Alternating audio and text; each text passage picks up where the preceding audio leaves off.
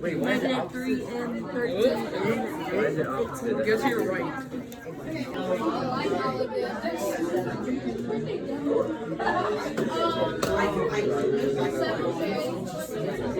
Is it working? Just to be clear, this is 1 to the negative 1, with that funny, over 2 to the negative 1. Now, 1 to the negative 1 is just a 1, it really doesn't matter. What happens if you have a negative exponent? You flipped it. Flip it. So what would it really be? 2 over 1, which is really just 2. But we remember we learned negative exponents, 2 to the negative 1 is 2 to the 1. So when you use a negative 1, the output is 2. So we have the point negative 1, 2. When we do negative 2, again, I don't need to deal with the 1 because 1 to any power is 1. What I end up with is 1 over 2 to the negative 2. Well, 2 to the negative 2 is 2 squared, and that's a 4. So negative 2 is 4. And finally, 1/2 to the negative. The negative spot. Is it? I don't see negative. Is it what? It's going up. So that's increasing. Yeah. So it's positive. Why do you think it's negative? Because it's in a negative value. No. Always read the graph from left to right. So if it's going up, that's increasing. But then if it's Huh? Oh, number 5? Tomorrow. equals 3 over 2 or negative 2? So 3 to, yeah. 3 to the negative. So you flip it. So it'd be, yeah, 3 squared, not negative 2. Because if you have a negative 2, it's going to go back to that 1/3, which is 9.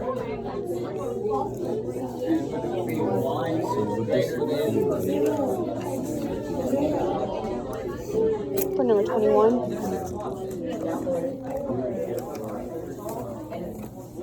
So 4 is D. Okay, 4 to the first power divided by 4. 2. Yep. And you don't take it any further than that. Don't multiply 2 times 4. Nicole, are you working? Doesn't look like it. What's the other thing? Positive domain range, the asymptote. Okay, what is that? That's that imaginary line. So you got your notes? Yes, I do. I just need to find what. Which it goes along with the range. For 17, 18, 19, and 20, do we have to, can we just draw like the shape of it, or do we have to like, No, it's just graph it. Yeah, graph the actual numbers.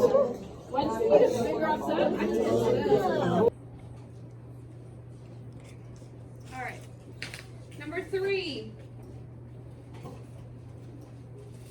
Someone read that one out loud, please. Raise your hand. Go ahead, Monisha. You buy a house in Dallas, Texas in 2015 for $212,000. The value of your house increases 4% each year. So what's the first part? Why? What does it say? Right, the function that models this situation, which is what? Someone raise your hand. What would the function be?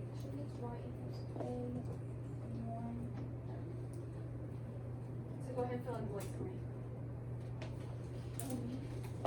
Go ahead, Evan. Y equals 212,000 with parentheses 1.05 into the 10th power. 0.5? Yes, 1.05. 4 To the what power?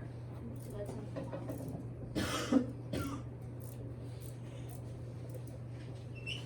Yeah, okay. So you can go ahead and fill in T as well. Which is the time, and we know the time from 2015 to 2025. I'm not actually gonna write it there, I'm gonna write it the next line. So Y equals 212. All that stays the same. So now we know T from 2015, right? To 2025, which is what? How many years? 10. Plug that in the calculator, what do you get?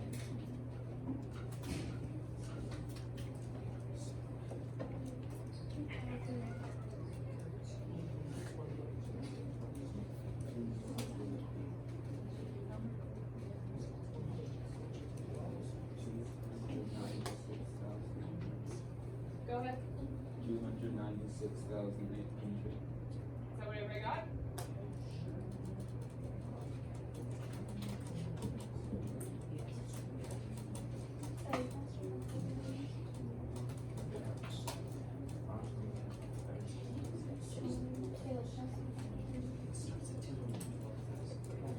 What did you get, Ethan? What'd you get? Now remember, again, you need to have the units. This time we're talking about money, so you have to have that dollar sign. Make sure you raise it to the 10th power and then multiply it. If you do it all together, you have to utilize parentheses. If not, it's just going to go from left to right. Huh? Well, the question is the value of your house in 2025. In real terms, if you were to go out in the real world, you wouldn't say Y equals, you would say $313,811.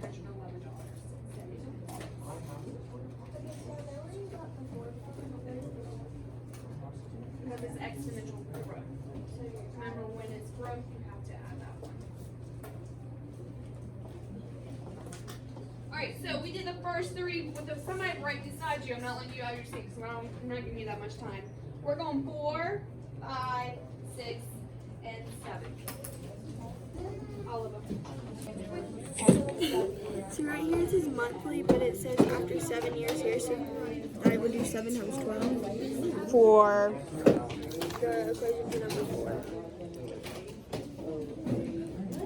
okay, so you know the initial amount is what? $200. Yeah, look at the question too. Yep. And then we have 1 plus the R is what? The rate. And what's the rate? 3.5%. What is that as a decimal? 0.35. As a decimal? 3.5 as a decimal? 3.5% as a decimal. What do you do when it's a decimal? So I need another 0 In front of the 3. So decimal 0.35. Yep. Divided by the number of times it's being compounded. What's that? How many times is it being compounded? It says 7 years. So that's the time. So that would be my T. So how many times is it compounded in a year? 12, because that's monthly. There's 12 months in a year. So that's 0.035 divided by 12. And then again, N is what?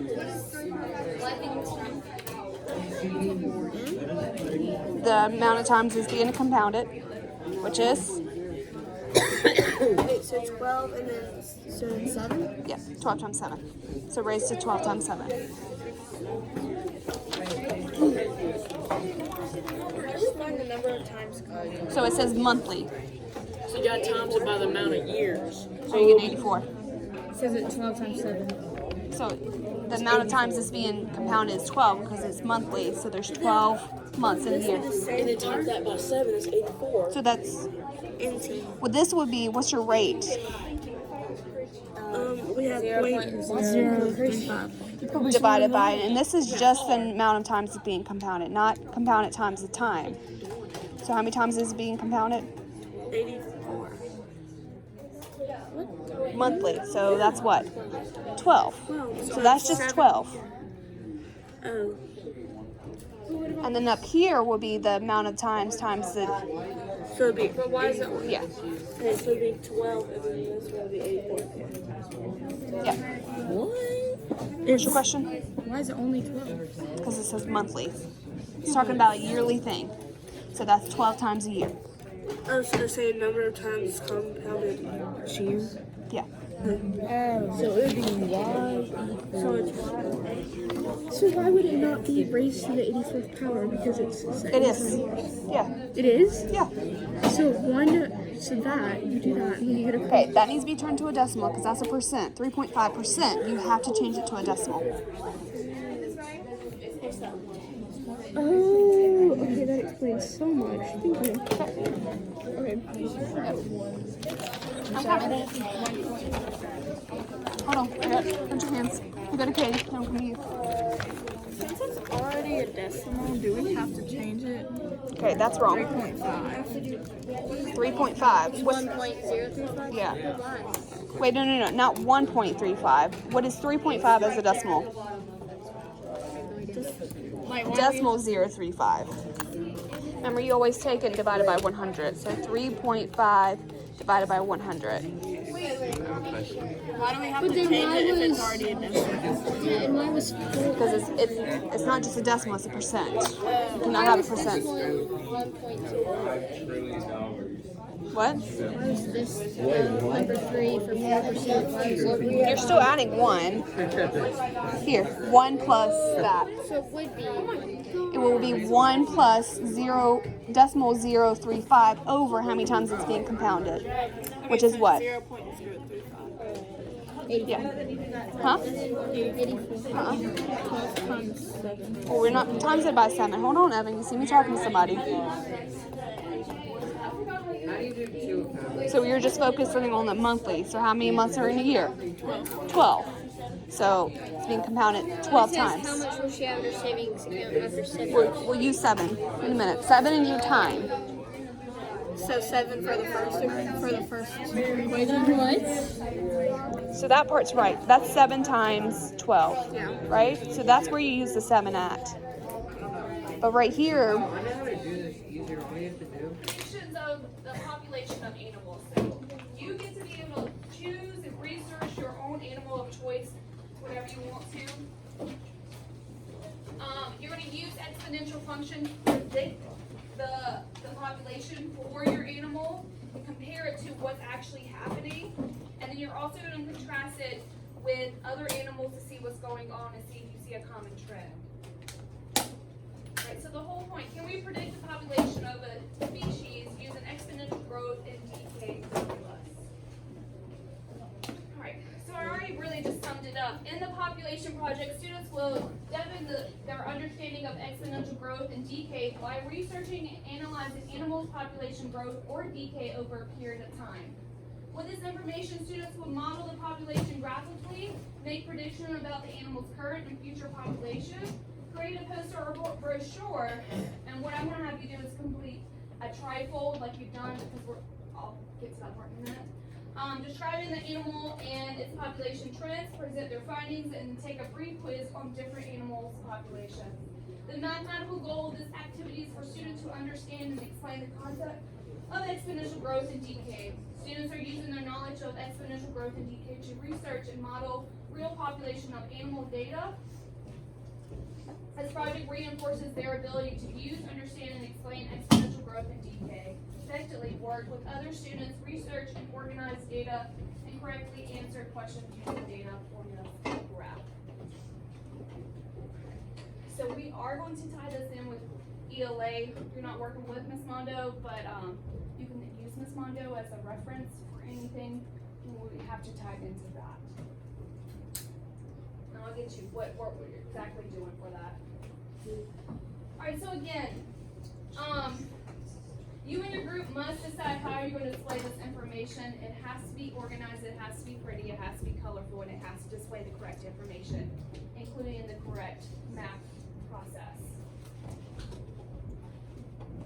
So step 1, you're going to work with a partner or a group of 3, but you cannot work with somebody that you usually work with. So if I see that you work with them, usually, I want you to mix you up. Okay? So go sit with your partner now. Remember, you are more than welcome to divide the work up, but the work has to be evenly. person just draw pictures and the other person do all the math and the writing. So something like that does not make any sense. So you can have one person complete the table and one person complete the graph. That's something that sounds even to me. Don't have one person just as a leader and one person that does all the work. I need you to divide the work up evenly. Nobody's a supervisor, okay? That's neat. Step 2, you're gonna pick an animal, and we might have time to do this today, that you would like to research and find information on. Y'all, we're paying attention to me, we're not looking at laptops, we're not doing anything else.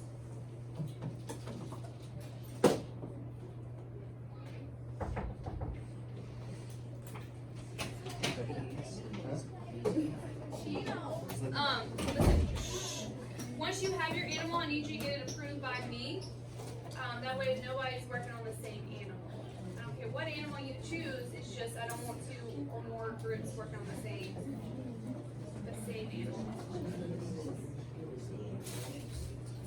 I would just have a seat for now and I'll find you a group, okay? We also need Luke in a group too. You can be in our. Yeah, we're doing money. Still monkey kids. Okay, listen. So the first step that you're really going to complete is complete a research on your animal. And you have all these questions that you can answer. You can answer more questions than just this information. It's whatever is important to your animal, but this needs to be included. The reason for is that when we present these projects, you're going to present to a 6th grade class, and that's what they're studying. So you have to include this information. You're not going to stand up in front of a 6th grade class. They're going to come around to you and ask you questions and get information from you. You're not standing up in front this time to talk. That should not make you nervous.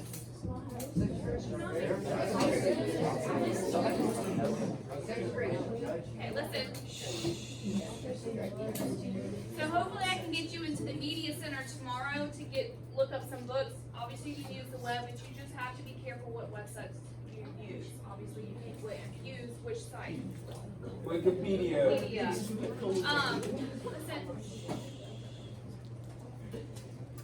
You have to have 3 or more resources to use.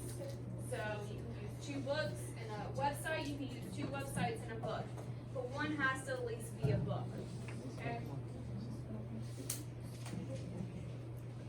Step 4, find the population for, that's supposed to be, 2 years. So you find a population that was in 1950, you find a population that was in 1960.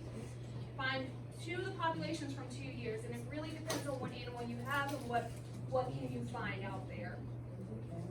Describe the population trends you may see. So this is where your paper starts that you have to write. My animal's population decreased because why? What's going on in the world that your population is decreasing? What just happened that a lot of animals' population just decreased? Australia caught on fire. Yeah, the fire. And then there's more. We have what? What's another reason that population can go down? People. Oil spill, humans. What about humans?